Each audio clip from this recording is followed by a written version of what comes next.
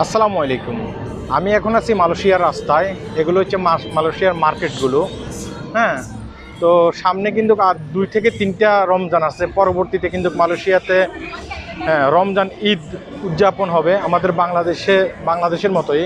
তো বাংলাদেশে ঠিক যেভাবে জমজমাট, ঠিক এইভাবে মালয়েশিয়াতেও কিন্তু জমজমাট। হ্যাঁ, এখানে অনেক মানুষ বের হয়ে গেছে রাস্তায়, তারা কেনাকাটা করতেছে। তো হয়তোবা আমরা এটা উপভোগ করতে পারতেছি না যারা আমরা বাংলাদেশে নেই। বাংলাদেশেও ঠিক এভাবে আমরা কিন্তু উপভোগ করতাম আগে। হ্যাঁ, আমরাও কেনাকাটা করতাম, নিজের ফ্যামিলির সাথে থাকতাম। যারা আমরা এখন বিদেশের মাটিতে আছি, আমরা হয়তোবা নিজের ফ্যামিলির সাথে থাকতে পারতেছি না, কিন্তু যারা এখানে মালয়েশিয়ান আছে কিংবা অন্যান্য দেশ থেকে এখানে এসে নিজেদের ফ্যামিলির সাথে আছে, তারা হয়তোবা এটা উপভোগ করতে পারবে। তো আমি এখন আছি মালয়েশিয়ার রাস্তায়। দেখেন, ঈদ উপলক্ষে মালয়েশিয়ার রাস্তাঘাটগুলো কানায় কানায় পুরোপুরি মানে হয়ে গেছে, ভরে গেছে, বিক্রি হচ্ছে অনেক কিছুই। হ্যাঁ, ও বলতেছে ভালো আছি। হ্যাঁ, ও বলতেছে ভালো আছি, কিন্তু কানায় কানায় হচ্ছে। এই যে বিজনেস, এখানে আংটি চলতেছে, দেখতেছেন। অনেকে কিন্তু অনেক কিছু বিক্রি করতেছে এখানে ঈদ উপলক্ষে। ক্যামেরা দেখলে অনেকে কিন্তু কথা বলতে চাচ্ছে। হ্যাঁ, এরা বেশিরভাগই কিন্তু আপনার ইন্দোনেশিয়ান আছে, তারপরে মালয়েশিয়ান আছে, বেশিরভাগই ইন্দোনেশিয়ান। হ্যাঁ, তো ঈদ উপলক্ষে এই মার্কেটগুলো কানায় কানায় মানে সাজানো হয়েছে। হ্যাঁ, তো এখানে আমি একটা কথা বলবো, কথাগুলো একটু শুনবেন, গুরুত্বপূর্ণ কথা। এটা যারা আমার বেশিরভাগই আমাদের প্রবাসী বাংলাদেশি আছে। রমজান ঈদকে কেন্দ্র করে মালয়েশিয়ার বিভিন্ন জায়গায় কিন্তু হচ্ছে রোড ব্লক করা হচ্ছে।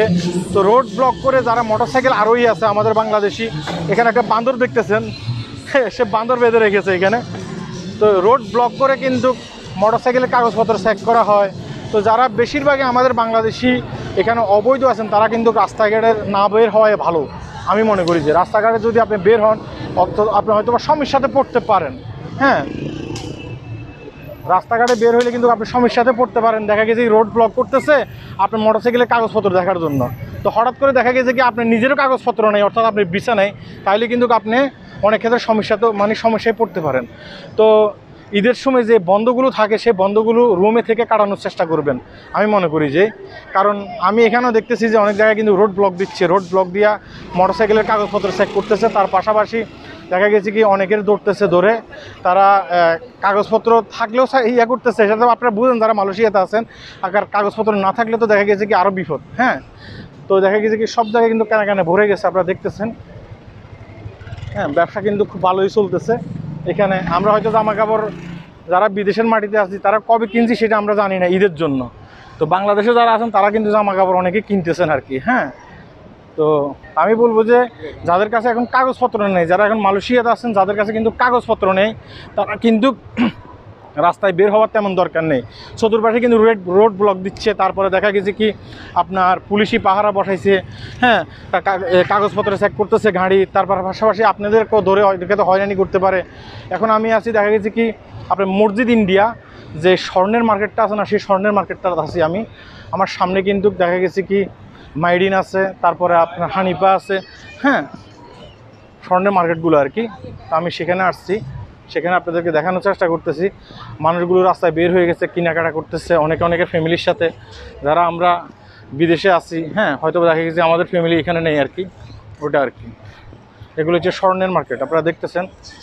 এগুলো হচ্ছে স্বর্ণের মার্কেট। যেহেতু আমি কিনবো না, এই কারণে দাম জিজ্ঞাসা করতেছি না। এগুলো হচ্ছে স্বর্ণের মার্কেট। এখানে অনেক ক্ষেত্রে আমাদের অনেক বাংলাদেশি ভাই ব্রাদার এই স্বর্ণের মার্কেটগুলোতে কাজ করে, অনেকে কাজ করে এখান থেকে কাজ করে রেমিটেন্স পাঠায় বাংলাদেশে। হ্যাঁ, তো প্রিয় দর্শক, কথা বলতে বলতে চলে আসলাম মাঠডেকায়।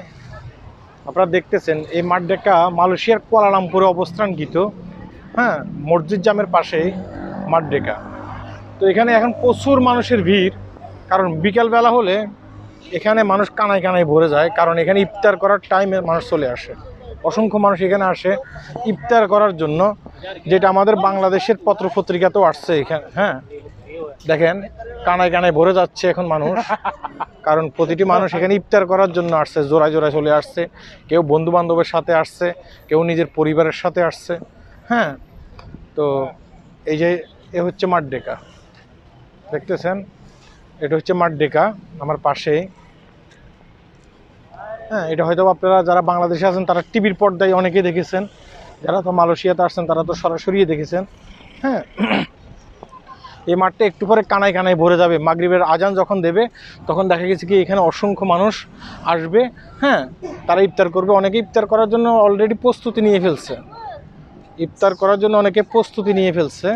হ্যাঁ, সবাই কানায় কানায় বসে আছে, সবাই এখানে ইফতার করবে, ইফতার করে যাবে। মানুষের শখ আর কি, অনেক দূর দূরান্ত থেকে, অনেক দূর দূরান্ত থেকে এখানে মানুষ আসে ইফতার করার জন্য। হ্যাঁ, বিশেষ কোনো উদ্দেশ্য নাই। এখানে ইফতার করলে বাড়তি কোনো সওয়াব পাবেন বিষয়টা এমন না। এখানে আসে মানুষ, হ্যাঁ, একদিক দিয়ে ইফতার করা হলো, অন্য দিক দিয়ে জায়গাটাকে উপভোগ করা হলো, এই কারণে কিন্তু মানুষ আসে এখানে। হ্যাঁ, তো মাঠডেকার মাঠ থেকে এখানে বিদায় নিচ্ছি। আর বিদায় নেওয়ার আগে একটা কথা বলি, আমি এখানে আসছি, এখানে আসার পরও আমি দেখলাম যে হ্যাঁ পুলিশ, তারপর রাস্তা ব্যারিকেড দেওয়া হচ্ছে, পুলিশ আছে। হ্যাঁ, অনেকের আবার পাসপোর্ট চেক করতেছে, তারপরে আবার অনেকের গাড়ি চেক করতেছে। হ্যাঁ, রোড ব্লক করা হচ্ছে। এটা আমি আগেও বলছিলাম, আরেকবারও বলতেছি, রোড ব্লক করা হচ্ছে। রোড ব্লক করে এগুলো চেক করে অনেক ক্ষেত্রে। তো যাদের কাছে পাসপোর্ট নেই, যাদের কাছে ভিসা নেই, কাগজপত্র নেই, আপনারা আসবেন না। হ্যাঁ, আপনারা বাসায় অবস্থান করেন। হ্যাঁ, যদি কখনো গভর্নমেন্ট সুযোগ দেয়, সুযোগ দিলে আপনারা ভিসা করতে পারবেন, ভিসা করে আবার ঘুরতে পারবেন বিভিন্ন জায়গায়। হ্যাঁ, কিন্তু এখন আসবেন না। যদি ধরা খেয়ে যান তখন কী অবস্থা হবে ভাই? হ্যাঁ, আমি আগেও বলেছিলাম, এখনও বলি, এভাবে না আসাই ভালো। সবাই ভালো থাকবেন। আল্লাহ হাফেজ।